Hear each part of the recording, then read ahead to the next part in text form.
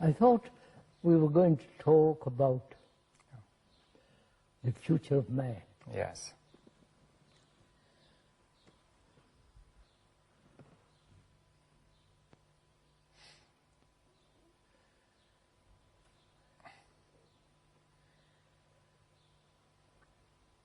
I mean, really, when we talk about man, we're talking about humanity. The whole of mankind. Whole of mankind. Not the British, or the French, or the Russian, or the American, but the whole of the future is all interlinked now, anyway. Yeah. As things are, but from what one observes, the world has become tremendously dangerous. Yes. Terrorists, wars, and the national divisions and racial divisions. Some dictators who want to destroy the world, and so on and so on. And also religiously there is tremendous separation. Yes, and I think there's the economic crisis and the ecological crisis. Yes, which ecological and economic problems. Problems seem to be multiplying more and more.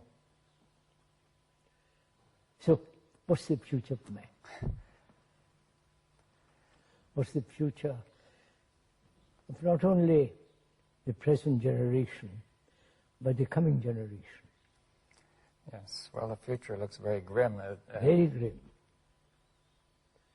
If you were quite young, and I was quite young, what would we do, knowing all this? What would be our reaction? What would be our life, our way of earning a livelihood and so on? Yes, well, I've often thought of that. For example, I've asked myself, would I go into science again? Yes. And I'm not at all certain now, because science does not seem to be relevant to this crisis. No.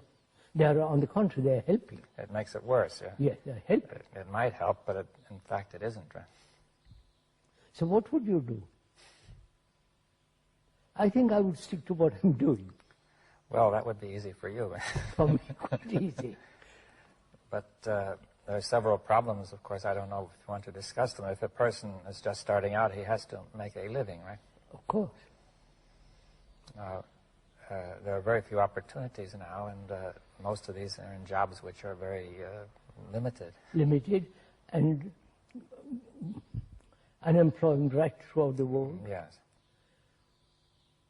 I wonder what you would do, knowing that the future is grim, very depressing, dangerous, and so uncertain. Where would you begin? Yes, well, I think one would have to stand back from all these particular problems of my own needs and the needs of the people around me. Are you saying one should really forget oneself for the time being? Yes. Even if I did forget myself, and when I look at this world in which I'm going to live, and have some kind of career or a profession, and the unemployment, what would I do? This is a problem that I think most young people are facing. Yes, it's clear.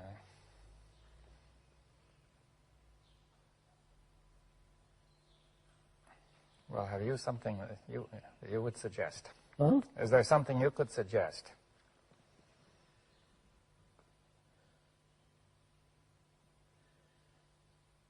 Yeah, I think I don't think in terms of evolution. Yes, I understand that. That's a point that I was expecting we would discuss. Huh? I was expecting we would discuss that. Yes, I don't think there is psychological evolution at all. Yes. Now, we've discussed this quite often, so I think I understand to some extent what you mean, but I think the people who are new to this or viewing this tape are not going to understand. We'll discuss it, but I want to discuss this whole question, if you will. Why are we concerned about the future? Yes, well, at first... Only the whole future is now. Yes, in some sense, the whole future is now, but we have to make that clear. So it goes very much against the whole way of thinking of the tradition of mankind that all of us have been exposed to. Mankind thinks in terms of evolution, continuance, and so on. Maybe we could approach it another way, that is, evolution seems in the present era to be the most natural way to think. And so I would like to ask you, what objections do you have to thinking in terms of evolution? Now, could I explain a point that has many meanings, this word evolution? Of course. So we are talking psychologically. Yes. Now, the first point is let's dispose of physical evolution. Acorn will grow into an oak. Well, also the species have evolved, for example, from the plants to the animals and to the man. That would have taken a million years to be what we are. Now, you have no question that that has happened, right? No, that has happened. And it may continue to happen. Yes, that's evolution. Yes, now that is a valid process. Of course, that's a valid, natural process. Yes, it takes place in time. Yes. And therefore, in that region, past, present, and future are important, right? Yes, obviously. I don't know certain language. I need time to learn it. Well, also, it takes time to improve the brain. See, if the brain started out small with a certain, and then it got bigger and bigger, that took a million years. And become much more complex. Yes. And so on. So all that needs time. Yes. All that is movement in space and time. Yes, so you will admit physical time and neurophysiological time. Neurophysiological, absolutely, of course. Now, any sane man would. Yes, but now most people also admit psychological time, or what we call mental time. Right? Yes, that's what we're talking about. Yeah.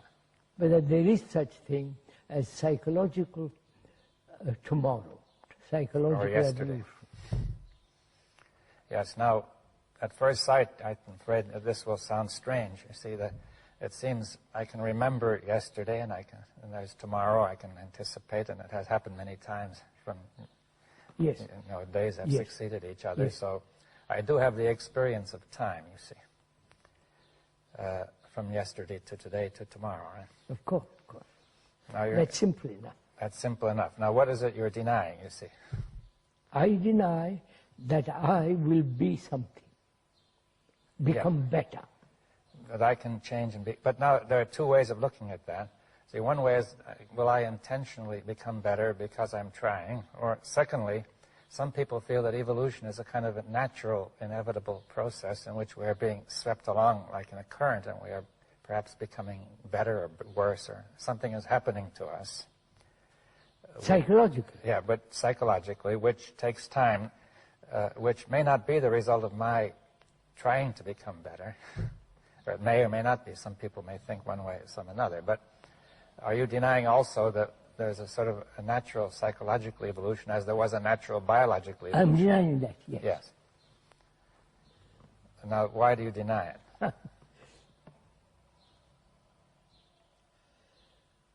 Because first of all, what is the psyche? Yes. The me, the ego, and so on. What is it?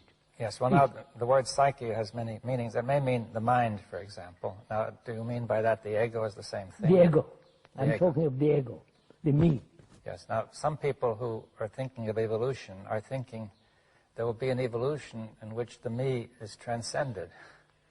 That is, that it will rise to a higher level. Yes. Will the transition does transition need time? The transcendence, a transition. Yeah, yeah. That's my whole question. Yes. So there are two questions. One is, will the me ever improve? Now, that's one argument. And another argument is, even if we suppose we want to get beyond the me, can that be done in time? Is that it? That cannot be done in time. That's yes. Now, we have to make it clear why not. Yes, I will. We'll go into it.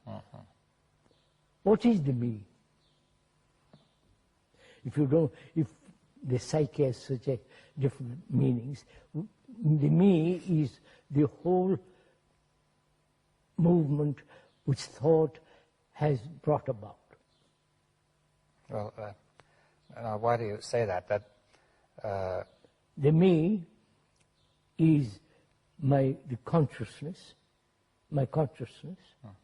The me is my name, form, and all the various experiences that I've had, remembrances, and so on.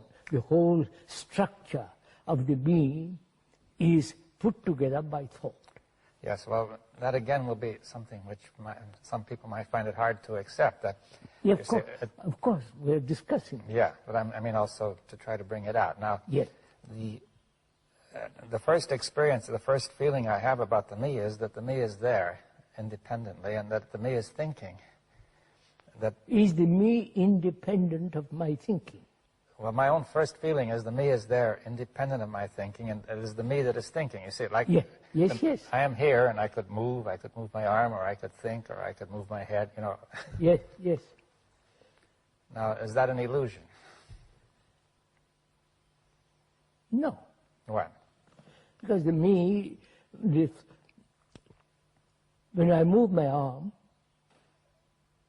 there is the intention to grasp something, to take something, to put something, which is also, first, is the movement of thought, and that makes the arm move, and so on. My contention is, and I'm ready to accept it's false or true, that thought is the basis of all this. Yes. Your contention is that the whole sense of the me and what it is doing is coming out of thought. Now, what you mean by thought, though, is not merely intellectual thought. No, of course not. But what more? Let me see. Thought is a movement of experience, knowledge, memory, and thought. It's this whole movement. It sounds to me as if you mean the movement of consciousness as a whole. As a whole, that's right. And you say, and that now you're saying that movement is the me, right? That whole, the whole content of that consciousness is the me. Yes. Well, there are quite a few. That me is not different from my consciousness. Yes. Well, someone might feel, yes. I think one could say that I am my consciousness, because if I'm not conscious, I'm not here. Right? Of course. Now, is consciousness nothing but, say, what you have just described, which includes thought, feeling, intention, aspirations, memories, beliefs, dogmas, the rituals I perform, the whole, like the computer that's been programmed. Yes. Now, there are some. That certainly is in consciousness. Everybody would agree. But some people would feel, or many people would feel, that there's more to it than that. That consciousness may go beyond that. Let's go into it. It is the content of consciousness makes up the consciousness, the content. Yes, I think that requires, some understanding that, you see, the ordinary use of the word content is quite different. If you say that the content of a glass is water, right? Yes. So the glass is one thing and the water is another, right? No. It contains, the water glass contains the water. Now, the word content would suggest that something contains it, right? All right. Consciousness is made up of all what it has remembered, beliefs, dogmas, rituals, the nationalities, fears, pleasures, sorrow. Yes. Now, if all that were absent, would there be no consciousness? Not as we know it. But there still would be a kind of consciousness. A totally different kind. Well, then I think you really mean to say that consciousness as we know it is made up. I said that. Oh, yes. Consciousness as we know it is all that. As we generally know it. Right? Yes. And that is the result of multiple activities of thought. Thought has put all this together. which is my consciousness. The reactions, the responses, the memories, the remembrances, extraordinary complex intricacies, subtleties, all that makes up consciousness. As we know it, right? Huh? As we know it, right? As I've said that. Yes. As we know it. Yes. Now, yeah. Whether that consciousness has a future. Yes. Does it have a past? Of course. Has a it's past. Remembrances. Yes, remembrance. So why do you say it has no future then? If it has a future, it will be exact the same kind of thing moving. The same activity, same thoughts, same modified, but the pattern will be repeated over and over again. Yes. Now, are you saying that thought can only repeat? Yes. But there's a feeling that thought can develop new ideas, for example. But thought being limited, because knowledge is limited. If you admit that knowledge will always be limited. Yes, well, that again might require some discussion. Of course, we must yes, discuss. You see, now, why do you say knowledge is always limited? Because as a scientist, you're experimenting, adding, searching. So you're adding. And after you, some other person will add more. So knowledge, which is born of experience, is limited. Yes, though some people have said it isn't, they would hope to obtain perfect knowledge or absolute knowledge of the laws of nature. The laws of nature is not the laws of human being. Well, do you want to restrict the discussion then to knowledge about the human being, right? Of course, that's all what we're Or even talking there you about. could question whether that knowledge of nature is possible, Of course, too. we are talking about the future of man. Yeah, now, all right, so we're saying that man cannot obtain unlimited knowledge of the psyche. Is that what Yeah, that's right. There's always more that's unknown. Yeah, there's more and more unknown. Yes. So, if once we admit that knowledge is limited, then thought is limited. Yes,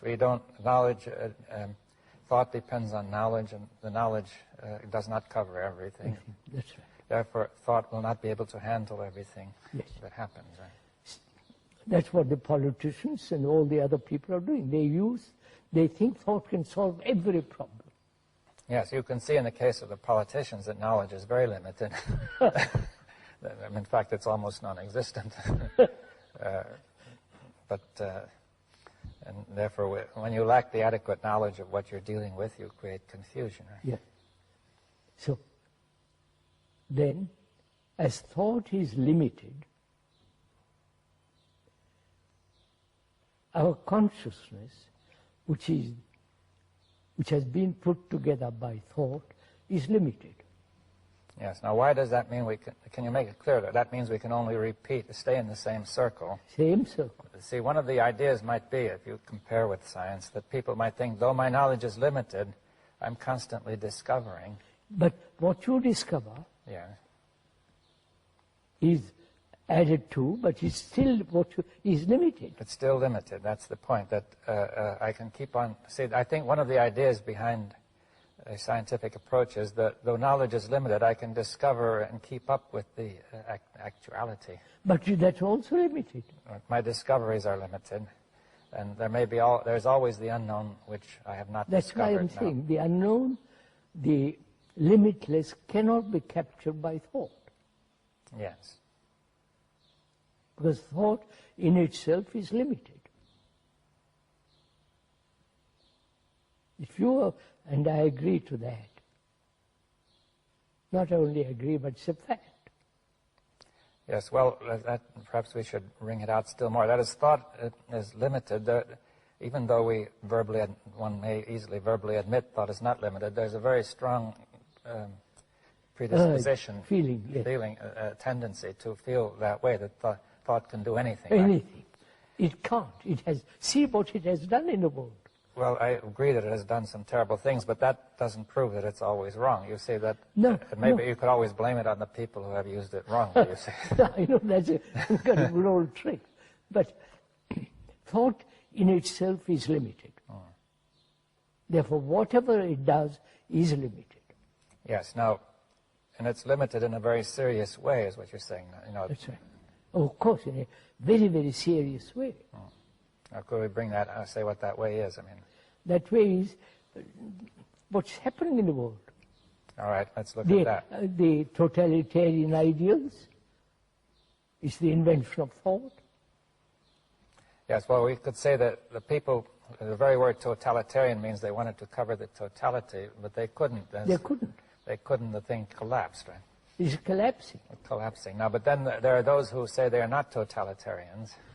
But the Democrats and all the rest of the Republicans and the Democrats and the idealists and so on, all their thinking is limited. Yes, but it's limited in a way that's very destructive. It's very serious and destructive. Now, in what way could we bring that out? You see that I could say, okay, my thought is limited, but, well, it may not be all that serious. You see, why is it so important? That's very simple, because whatever action is born of limited thought must breed conflict. Inevitable. Yes. Like dividing humanity into geographically, into nationalities and so on, so on, so on, religiously, has created havoc in the world. Yes, now let's connect that with the limitation of thought. That is, my knowledge is limited, right? We said that. And how does that lead me to divide the world into? Aren't we seeking security? Yes. And we thought there was security in the family, security in the tribe, security in nationalism. So we thought there is security in division.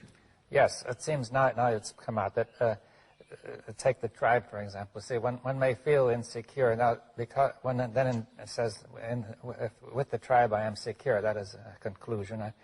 And I think I know enough to be sure that's so, but I don't. Other things happen that I don't know, which make that very insecure. Other tribes come along. No. The very division creates insecurity. It helps to create it, yes. But I'm trying to say I don't know enough to know that, right? No. I don't see that, right? So you don't, but one doesn't see it because one has not thought about anything, looked at the world as a whole. Yes, well, the thought which attempts to, the thought which aims at security attempts to know everything important. Yes. And it assumes that it knows everything important, and it says this will bring security. Now, not only are there a lot of things it doesn't know, but one thing it doesn't know is that this very thought itself is divisive, right? Divisive. Yes. Divisive. It's going to, because I define an area which is secure and divide it from another area. Because in itself it's limited. Yes. Anything that's limited must inevitably create conflict. You mean any thought that's...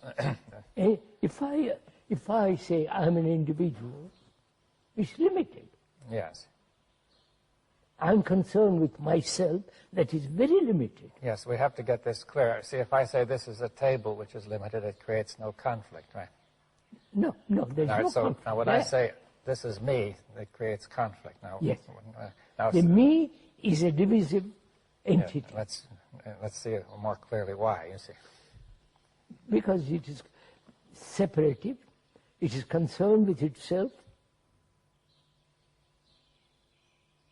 The me identifying with the greater nation is still divisive. Yes, well, I define myself in the interest of security so that I know what I am as opposed to what you are, and I protect myself, right? Now, this creates a division between me and you. Right? We and they and so. We and they. Now, that comes from my limited thought because I don't understand that we are really closely related and connected. That's we are human beings. Yeah, we're all human beings. All human beings have the same, more or less the same problem. Now, I haven't understood that. My thought is, my knowledge is limited. I think that we can make a distinction and protect ourselves, or me, and not the others. Huh? Yes, that's right. But in the very act of doing that, I create instability. Right? Yeah, that's right. You create insecurity. Insecurity. So, if we see that, not merely intellectually or verbally, but actually feel it, that we are the rest of humanity, then the responsibility becomes immense. Yes, well, how can you do anything about that responsibility? Then either contribute to the whole mess or keep out of it. That is, not to be at peace, to have order in oneself. Well, I didn't. I'll come to that. I'm going to talk. Yes, you see, let's come, you see, I think we've touched on an important point, that we say the whole of humanity, of mankind, is one. Yes. And therefore, to create division there is destructive. Yes. Now, whereas to create division between me and the table is not dangerous, because in some sense we are not one, though. Me and the trees. That's only in some very general sense that we are one. But yes. Now, mankind doesn't realize that it is all one. I think we have. You see, Why? Well, Why? let's go into that. You see, I think we've been going. That this is a crucial point. That it's clear it doesn't, because there's so many divisions, and not only in nations and religions, but from one person to another. I know. Why is there this division? There, first of all, is the feeling, at least in the modern era, that every human being is an individual. Right. This may not have been so strong in the past. That's what I question. I question altogether whether we are individuals. Yes, well, that's a big question, because... Yeah, of course. We said just now, the consciousness, which is me, is similar to the rest of mankind. They all suffer. Yes. They all have fears. They're all insecure. They have their own particular gods and rituals, all put together by thought. Yes, well, I think this calls for some, there are two questions here. One is, not everybody feels that he is similar. Most people feel they have some unique distinction. At least they... What do you mean, unique distinction? Well, distinction in doing something? Well, there may be many things. Like, for example, one nation may feel that it is able to do certain things better than another. One person has some special things he does, or qualities. Of course. You are more intellectual than I am. You are somebody else better than this and that. Yeah, he may take pride in his own special abilities or advantages. But when you put away that, basically we are... But now, yes, we have to say, what does it mean? That you're saying that these things you've just described, which are... superficial. Yes, now the things that are basic are what? Is fear, sorrow, pain, anxiety, loneliness, and all the human travail. Yes, well, many people might feel that the basic things are the highest achievements of man. The highest achievements of mankind, and not these. What has he achieved? Well, let's discuss it. You see that? Yes, yes. I mean, many people, at least I understand. We've discussed this often, but I think we must yes, sir. Bring it out. Let's now, go into it. What have we achieved? Well, for one thing, people may feel proud of the achievement of man in science and art and culture and we have technology. Achieved in all those directions, certainly we have.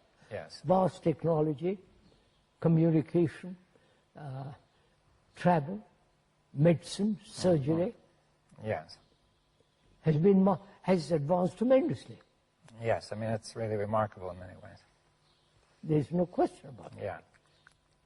Now, you're what saying that have we psychologically achieved? Yes, I mean, one point is to say none of this has affected us psychologically. That's right. And the psychological question is more important than any of the others, because if the psychological question is not cleared up, the rest is dangerous. Yes. They're quite right, dangerous. If we psychologically are limited, then whatever we do will be limited. And the technology will then be used by our limited...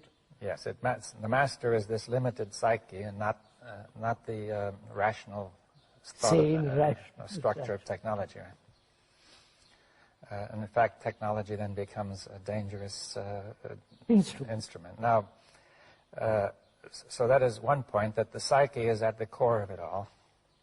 And if the psyche is not in order, then the rest is useless. If the house is in order...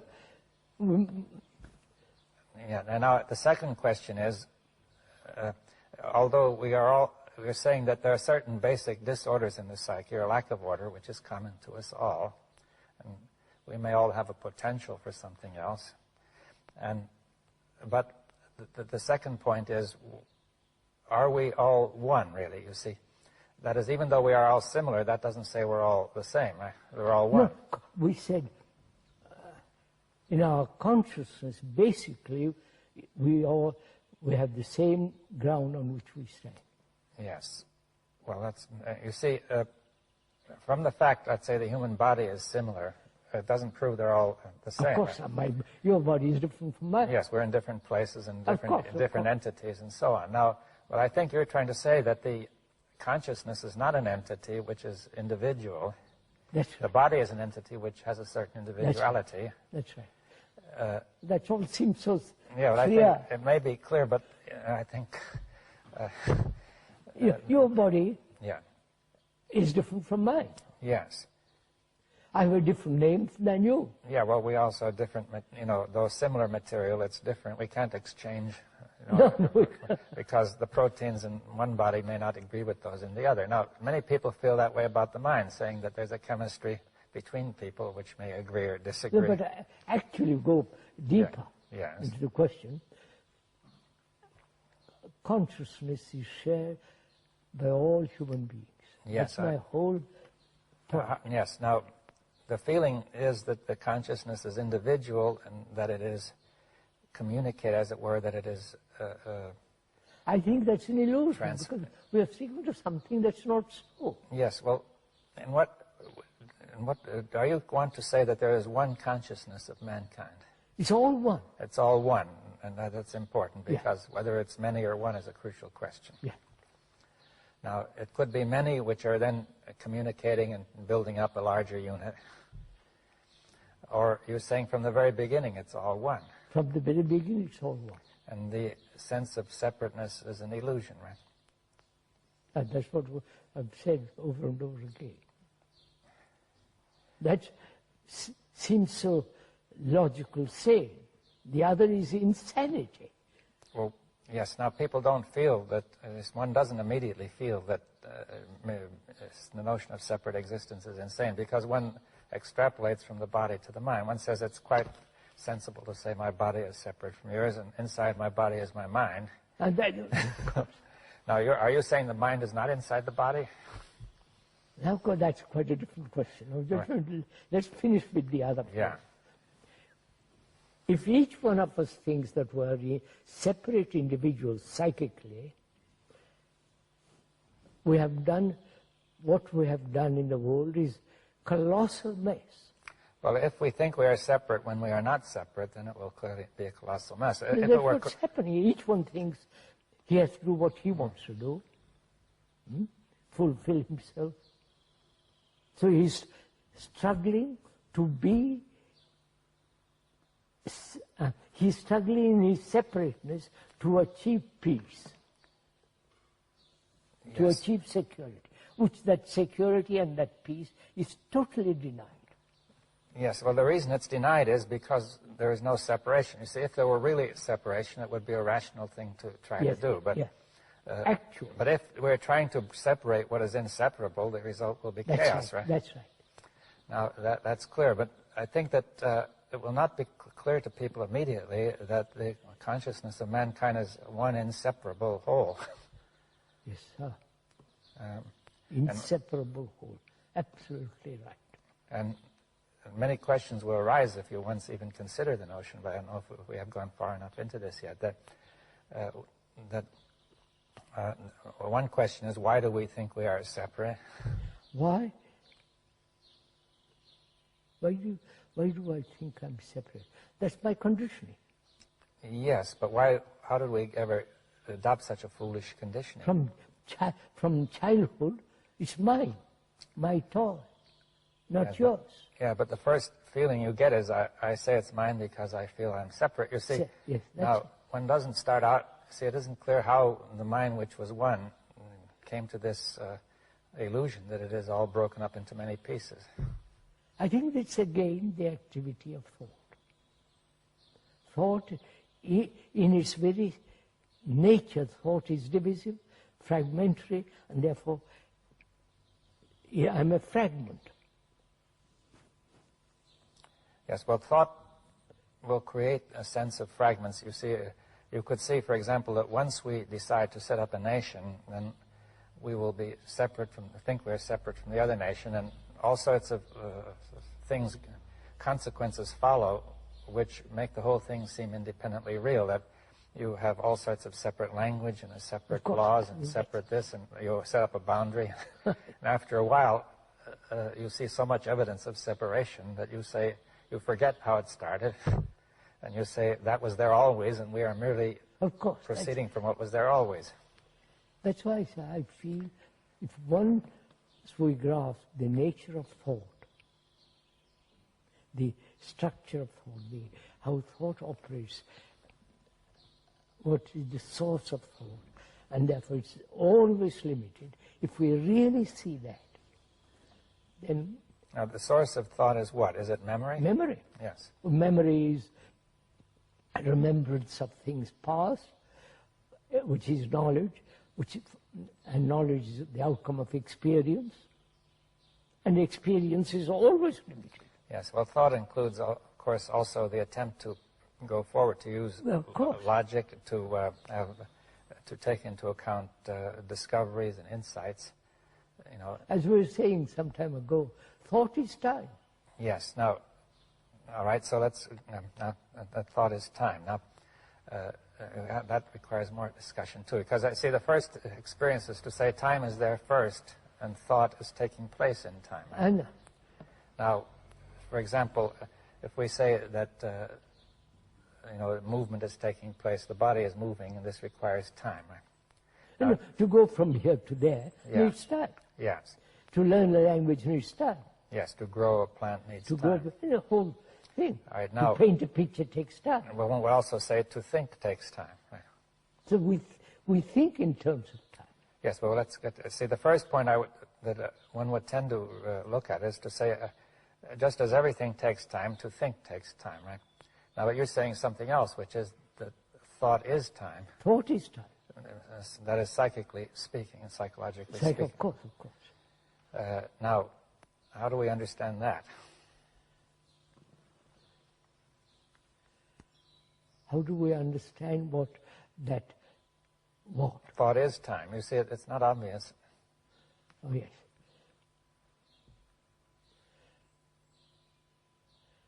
Would you say thought is movement and time is movement? Right, that's movement. Now, yes, well, these are, you see, time is a mysterious thing. People have argued about it. You know, we could say that time requires movement. I could understand that we cannot have time without movement, right? Time is movement. Time is movement. Now, but time is not separate. I don't say it's separate from movement, but you see, to say time is movement, you see, if we said time and movement are one. Yes, I'm saying that. Yes. Now, they cannot be separated, right? No. All right, because that seems fairly clear. Now, there's physical movement, which means physical time, right? Yeah, physical time. There's the heartbeat and so on. Hot and cold, and also dark and light, the sunset, seasons, yes. sunrise, all that. Yes. Now, then we have the movement of thought. Now, that brings us into the question of the nature of thought. Is thought nothing but a movement in the nervous system, in the brain? Yes. Would you say that? Yes. I mean, some people have said it includes a movement of the nervous system, but there might be something beyond. You know, what is time, sir, actually? Actually, what is time? time is hope. Psychologically. Psychological. I'm talking entirely psychological But for the tends moment. to keep on thinking. Of course. We have understood that. Yeah. Time, hope is time. Becoming is time. Achieving is time. Now, take the question of becoming. I want to become something psychologically. I want to become non-violent. Take that for example. That is altogether a fallacy. Yes. Well, we understand it is a fallacy, but the reason it's a fallacy is that there is no time of that kind. Is that it? No. That there is. No, sir. Right. Human beings are violent. Yes. And they've been talking a great deal, Tolstoy in India, of non-violence. The fact is we are violent. Yes, but... And the non-violence is not real. Yeah, but we want to become that. Yeah, but see, it's again an extension of the kind of thought that we have with regard to material things. You say, if you see a desert, the desert is real, and you say the garden is not real, but in your mind is the garden, which will come when you put the water there. Yeah. So we say we can plan for the future when the desert will become fertile, right? That's all right. Now you're saying. Now we have to be careful. We say we are violent, but we cannot, by similar planning, become non-violent. Non-violent. Now, why is that? Why? Because the non-violent state cannot exist while there is violence. Yes, yes. That's an ideal. Yeah. Well, one has to make it more clear because, you see, in the same sense, the fertile state and the desert don't exist together either. But, you see, I think that you're saying that in the case of the mind, when you are violent, it has no meaning. That's the only state. That's all there is. Yeah, and not the other. The movement toward the other is wrong. illusory. It's illusory. Yes. So all ideals are illusory. Psychologically. The ideal of building a marvelous bridge is not illusory. No, you can plan it. Yeah. But to have psychological ideals. Yes, if you are violent and you continue to be violent while you are trying to be not violent, no, it's so obvious. It has no meaning. There's no meaning. And yet that has become such an important thing. So the becoming, which is to either becoming what is or becoming away from what is. Yeah, what should be, yes. I question both. Yes, well, if you say there can be no sense to becoming in the way of self-improvement, or... No, that's...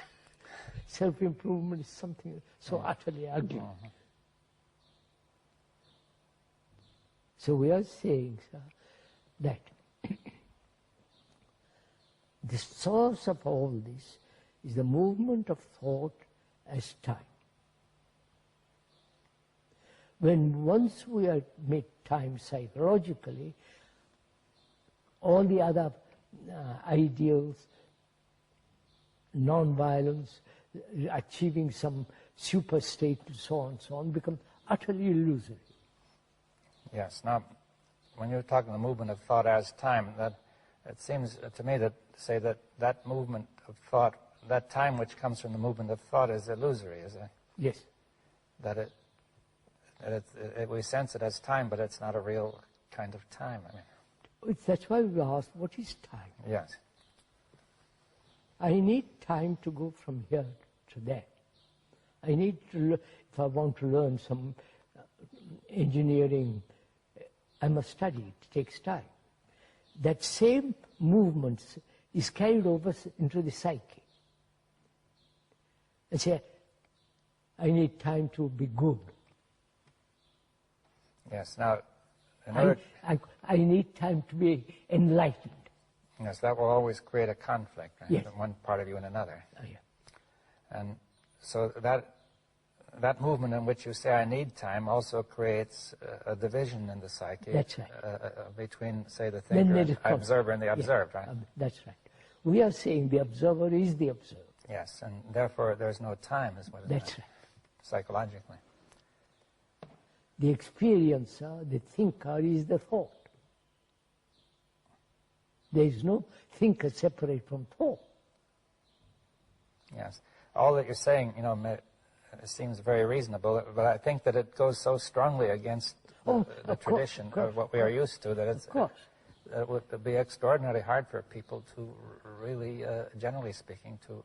No, most people don't want, they want a comfortable way of living. Let me carry on as I am, for God's sake, leave me alone. Yeah, but that's the result of so much conflict that that people are worn out by it, I think. But in escaping from conflict or not resolving conflict exists, whether you like it or not. So that's the whole point, is it possible to live a life without conflict? Yes, well, that's all implicit in what has been said. That's right. That the source of conflict is thought or knowledge or the past. Right? So then one asks, is it possible to transcend thought? Yes. Or is it possible to end knowledge? I'm putting psychologically, not... Yes. Well, we say ordinary knowledge of objects, of material objects and things like that, knowledge of science will continue. Absolutely, that must continue. But what you might call self-knowledge is what you're asking to end, isn't it? Yes. On the other hand, people have said self-knowledge, or even you have said self-knowledge is very important. Self-knowledge is important, but if I take time to understand myself, that is, I will understand myself eventually by examination, analysis, and so on, watching my whole relationship with others, and so. All that involves time. Yes, well... And I say that there is another way of looking at the whole thing without time, which is when the observer is the observed. Yes. In that observation, there's no time. Could we go into that further? I mean, for example, if you say there is no time, but still you feel that you can remember an hour ago you were somewhere else. I mean, that would be now, in what sense can we make it that there's no time, you see? Time is division. Right? As thought is division, that's right. Thought is time. Yeah, time is a series of divisions of past, present, future. So, thought is also that, divisive. So, time is thought, or thought is time. Yes, well, I mean, it doesn't exactly follow from what you said, but, I mean, we've explained it. Let's go into it. Yeah. You see,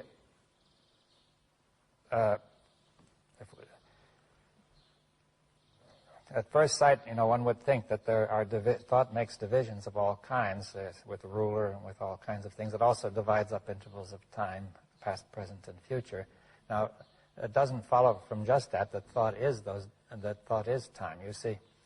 We said time is movement. Yes. Thought is also a series of movements. Yes. All right. So both are movements. Yes. So thought is a movement, right?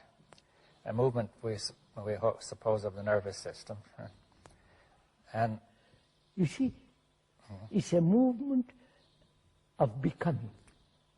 I'm talking psychologically, not psychologically. But I mean, whenever you think, something is also moving in the blood and the nerves and so on, right? All right. Now, when we talk of a psychological movement, do you mean just a change of content? change of content. Well, what is the movement? You see, what is moving? So, look, I am this. Yeah. And I'm attempting to become something else, psychologically. Yes, so that movement is in the content of your thought, you see. Yes, Right. yes. So if you say, I am this and I am attempting to become that, then I am in movement, right? Yes. At least I feel that I'm in movement, right? Yes.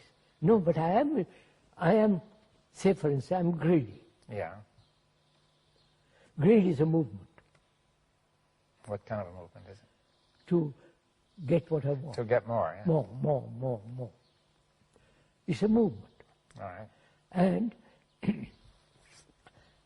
I find that movement painful. Suppose. And I try not to be greedy. Yes. The attempt not to be greedy is a movement in time, is becoming. Yes, but even the greed was becoming, right? Of course. So, is it possible, that's the real question, is it possible not to become psychologically? Well, it seems that would require that you should not be anything psychologically. That is, as soon as you define yourself in any way, then... No, we'll define it in a minute. What? No, but I meant, look, if you say, if I define myself as greedy, or I say I'm greedy, or I'm this, or I'm that, then either I will want to become something else or to remain what I am, right? Now, can I remain what I am? Can I remain not with non-greed, but with greed? And greed is not different from me. Greed is me. Yes, that will require, the ordinary way of thinking is that I am here and I could either be greedy or not greedy. Right? Of course. As these are attributes which I may or may not have. Now, but the attributes are me. Yes, now that again goes very much against our common language and experience. Of course, right? sir. That I am, instead of saying that I am my attributes, which suggests that the thought of attribution creates me, right, the sense of me. You see, all the qualities, the attributes, the virtues, the judgments and conclusions and opinions is me. well, it seems to me that this would have to be perceived immediately as obvious. That's the whole question. To perceive the totality of this whole movement instantly. Then we come to the point, perception. Whether it's possible to perceive, it sounds a little odd and perhaps a little crazy, but it's not. Is it possible to perceive without all the movement of memory? To perceive something directly, without the word, without the reaction, without the memories entering into perception. Yes, well, that's a very big question because memory has constantly entered perception. Of course, that's the whole... You see, it would raise the question, what is going to stop memory from entering perception? Nothing can stop it. Yes. But if I see the reason, the rationality of the activity of memory, which is limited, the very perception that it is limited, you are moved out of it into another dimension. It seems to me you have to perceive the whole of the limitation of memory. Now, not one part. You can see in general that memory is limited, you see, because now, but there are many ways in which this is not obvious. You see, for example, many of our reactions that are not obvious are maybe memory, but we don't experience them as memory, you see. Like you say, I experience me as being there presently and not memory, you see. That's the common experience. So suppose I say I want to become less greedy, right? So I experience greed and I experience the urge to become as actual actuality, and not merely the result of memory. But I say I can remember that I have been greedy, but this me, the me is the one who remembers, not the other way around. That, of course. That memory creates me, right? So all this really comes down to, can man live, humanity live, without conflict? That's really basically that comes to that. Can we have peace on this earth? Yes, well, go ahead. And the activities of thought will never bring it about. Yes, well, it seems clear from what has been said that the activity of thought cannot bring about peace. It's inherently brings about, psychologically, it inherently brings about conflict. Yes. If we once really see or acknowledge that, our whole activity will be totally different.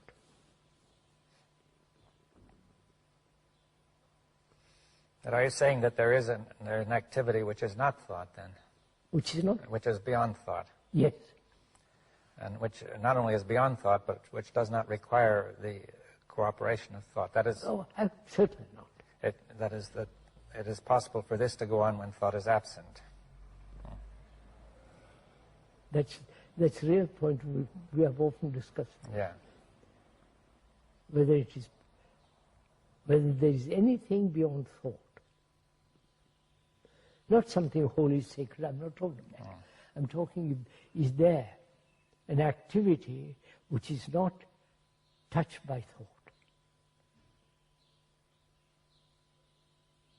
We are saying there is.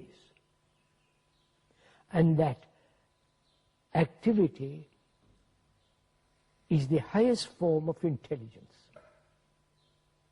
Yes, well, now we brought in intelligence. I know. I purposely brought it here. So, intelligence is not the activity of cunning thought. There is intelligence to build a table. Yes, but intelligence can use thought, as you were saying, often said, right then. Intelligence can use thought. Yes, or thought can be the action of intelligence, would you put it that way? Yes. Or it could be the action of memory. Huh? That's it.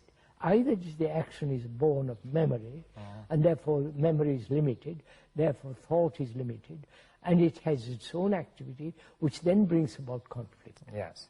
I think this would connect up with what people are saying about computers. You see, every computer must eventually depend on some kind of memory, Memory, yes. Which is put in, or else programmed, and that must be limited, right? Of course. Because now, therefore, when we operate from memory, we are not very different from a computer, or the other way around. Perhaps the computer is not very different from us. I'll say once, a Hindu has been programmed for the last 5,000 years to be a Hindu. Or in this country, or you're being programmed as British. Or as a Catholic, or a Protestant. Yes. So we're all programmed up to a certain extent.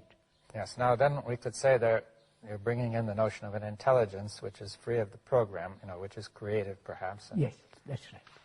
And that intelligence has nothing to do with memory and knowledge. Yes, it may act in memory and knowledge, but it has nothing to do with it in its origin. origin. It may act through memory, etc. That's right. And how do you find out whether it has any reality, not just imagination and romantic nonsense? How do you find out? To come to that, one has to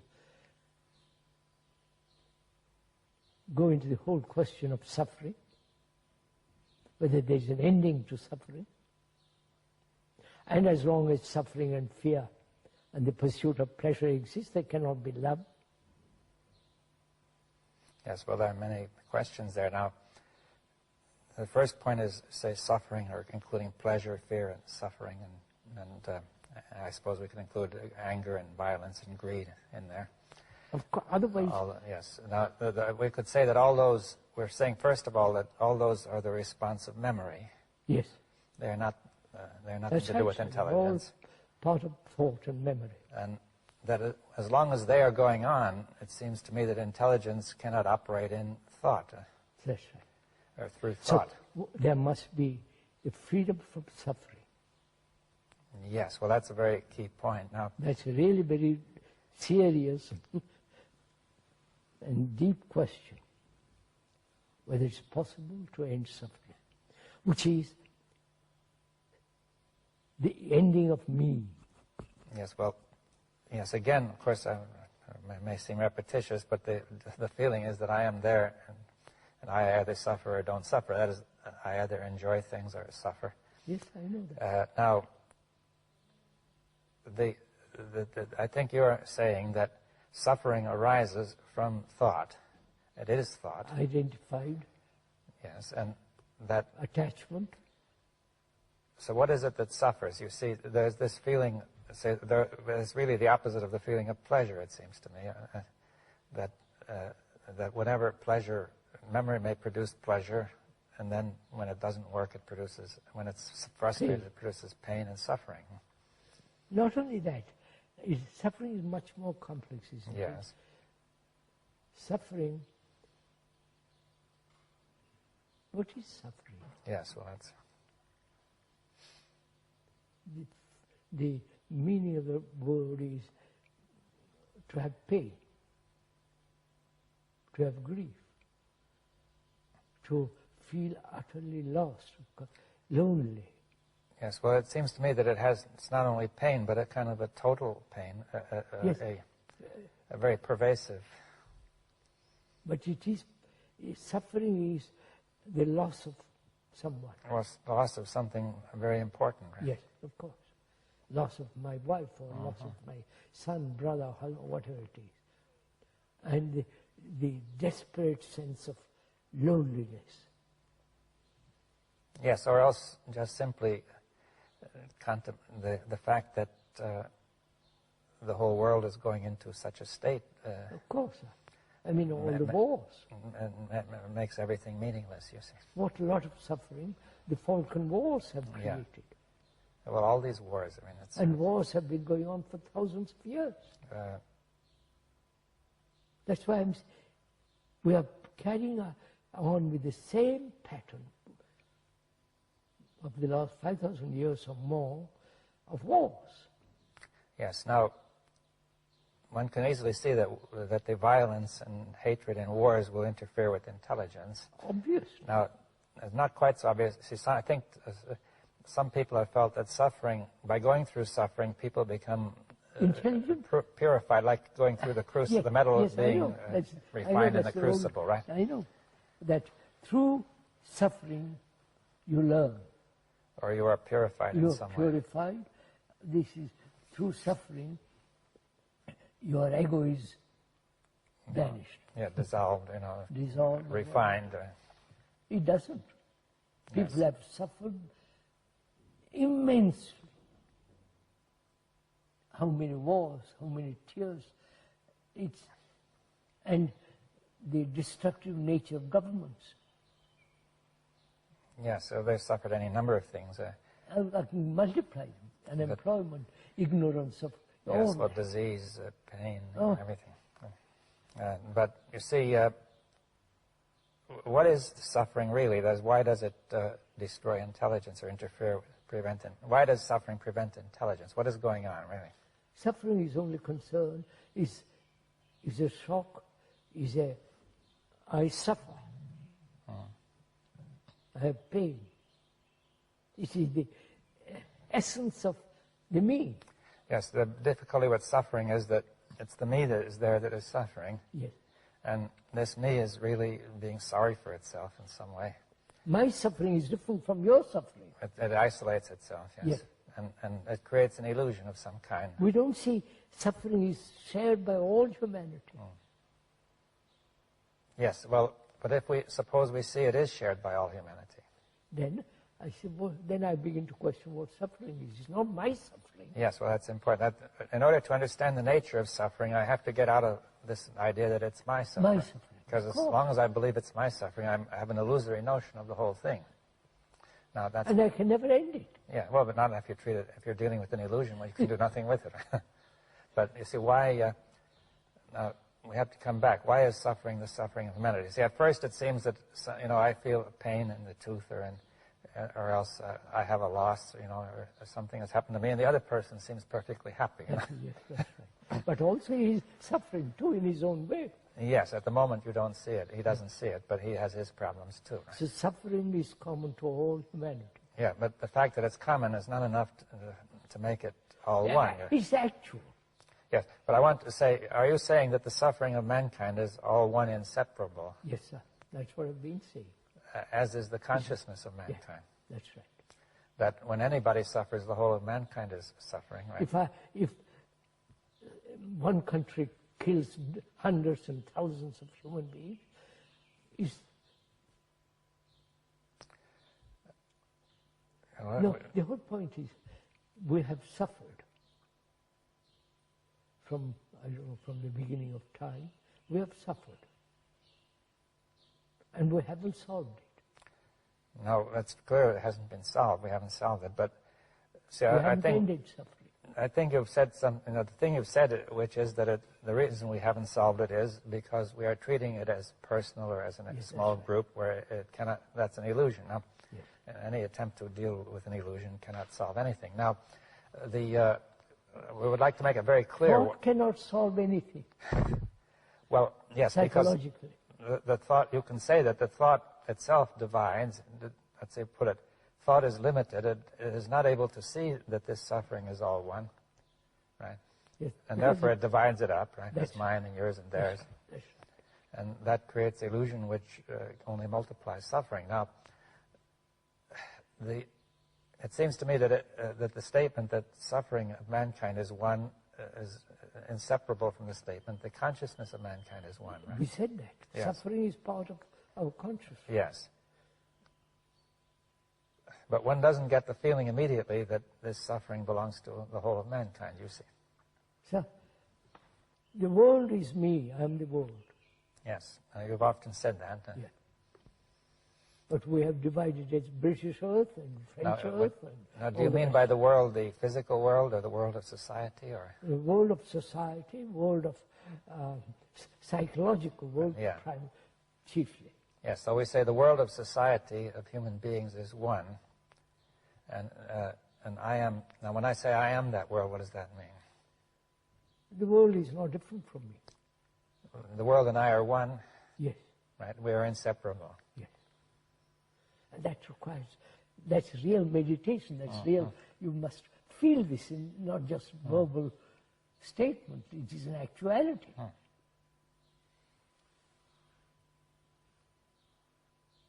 I am my brother's keeper. Yes, now many religions have said that. And they're just verbal statements. Well, and they don't keep it. They don't do it in their heart. Well, perhaps some have done it, but in general it's not being done, right? I mean, there may have been a few, right? But that's not, we human beings haven't done it. Our religions actually have prevented it. Well, because of division. Every religion has its own beliefs and its own organization. Its own gods and its own saviors. Yes. So, from that, is that intelligence actual? Yes. Or is it some kind of fanciful projection, hoping that will solve our problems? No, it's not to me. It is an actuality. Because the ending of suffering means love.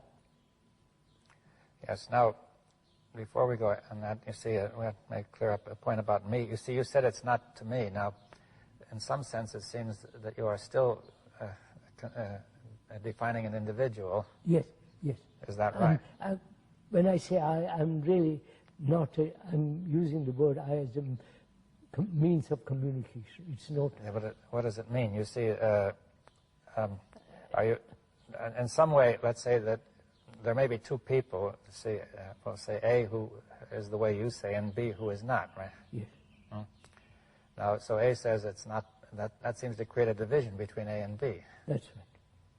But B creates the division. Yes. No, So what is the relationship between the two? yes. You see, B is creating... Yes, well, B is creating the division by saying I am a separate person, but it may confuse B further when A says it's not that way to me, right? Yes. So that's the whole point, isn't it, in relationship. You feel that you're not separate. Yes. And that you really have this sense of love and compassion. And I haven't got it. I haven't even perceived or gone into this question. What's your relationship to me?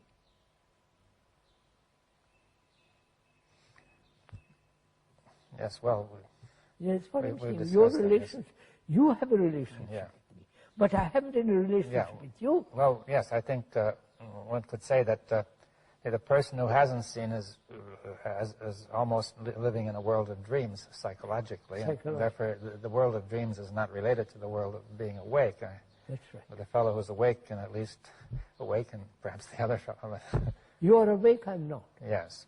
And if I'm, then your relationship with me is very clear. But I have no relationship with you. I cannot. I insist on division, and you don't. Yes, in some way we have to say the consciousness of mankind has divided itself. It's all one, but it has divided itself Of course. by thought, right? That's what we've been through. Yes, and that's why we're in this situation.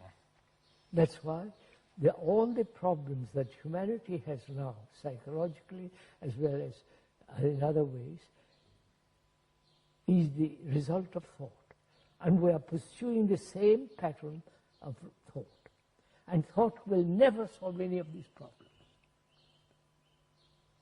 So Yeah. there is another kind of instrument, which is intelligence. Yes, well, that opens up an entirely different subject. Yeah, I know. And you also mentioned love as well, Yeah, or I see. compassion, right? Without love and compassion, there is no intelligence. Yes, And that you cannot be compassionate if you are attached to some religion, some post, you're tied to a post like an animal tied to a post, and it can think it is compassionate. Yes, well, as soon as your self is threatened, then you cannot, it all vanishes. But you see, what you really think is important. self hides behind Other things, yeah. Oh. I mean, noble Yes, ideals. yes. Right? It has immense capacity to hide itself.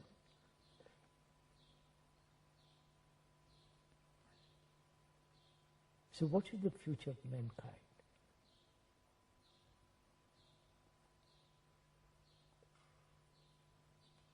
From what one observes is leading to destruction. Well, that's the way it seems to be going, yes. Very gloomy, grim, dangerous, and if one has children, what is their future? To enter into all this?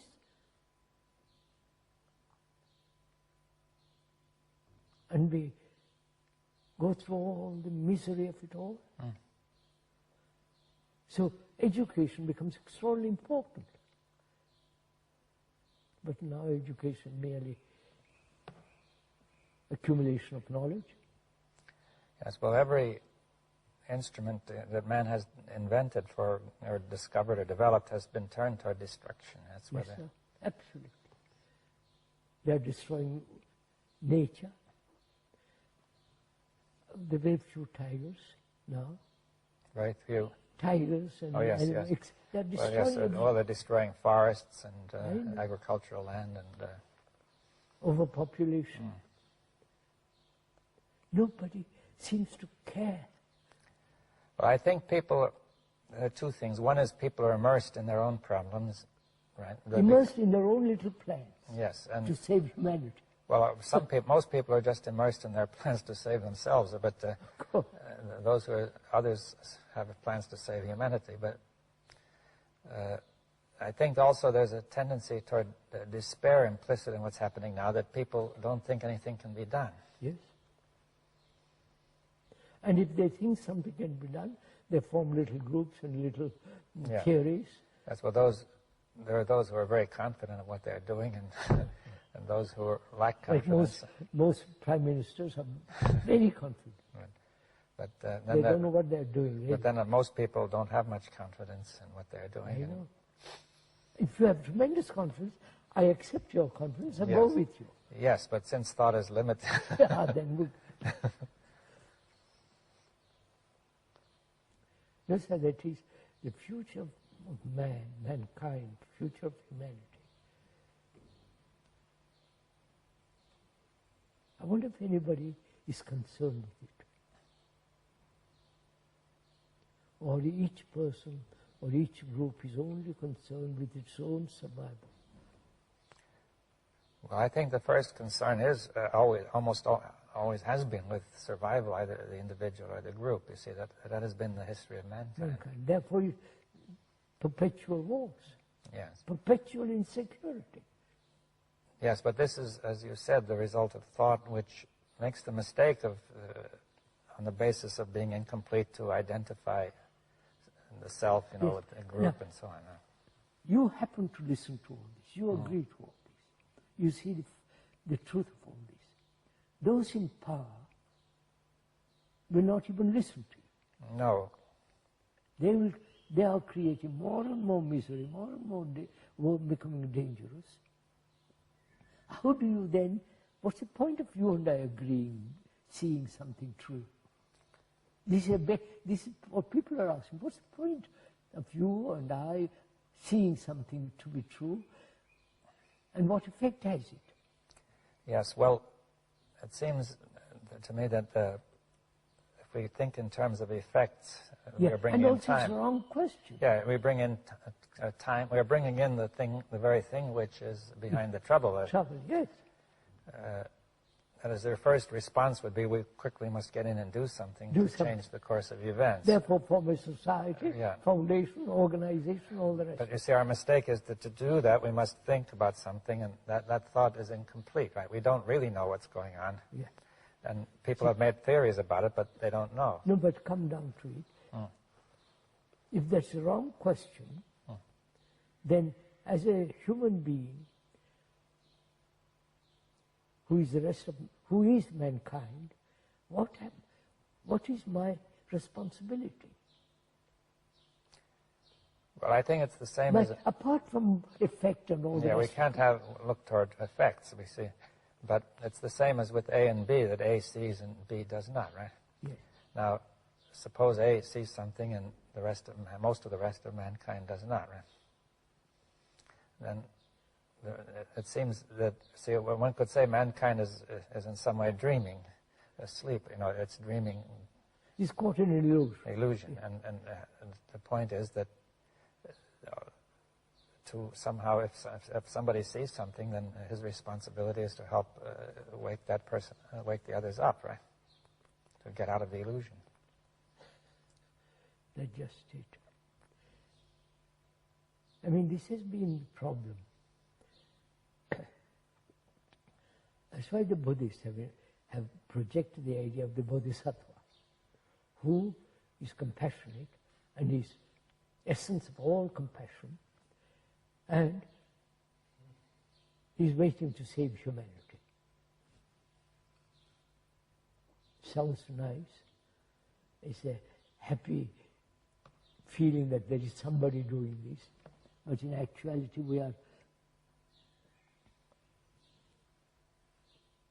we won't do anything that's not comfortable, satisfying, secure, both psychologically and physically. Yes, well, that's the source of the illusion, basically. How does one make another see all this? They haven't time, they haven't the energy, they haven't even the inclination, they want to be amused. How does one make X see this whole thing so clearly that she says, all right, I've got it, I'll work. I see I'm responsible, I won't be all the rest of it.